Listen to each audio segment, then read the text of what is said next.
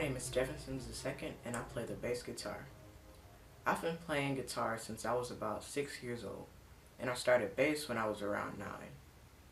It's been a very fun experience and journey for me to learn how to play different notes and experience how it is to explore the bass guitar.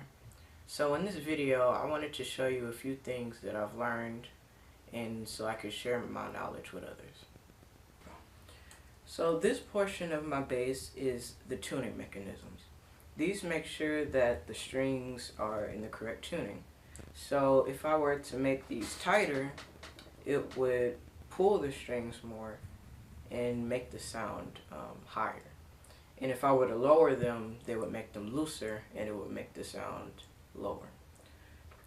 So the nut is the part of the bass that holds the strings in place. So without this, they wouldn't be in these little grips that you see up here. So the strings, of course, are the part of the bass that you pick.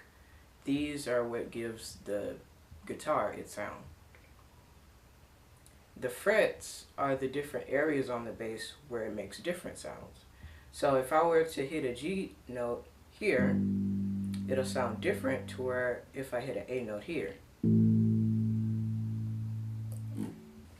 So this part here is called the bridge. This supports the string on the bass guitar.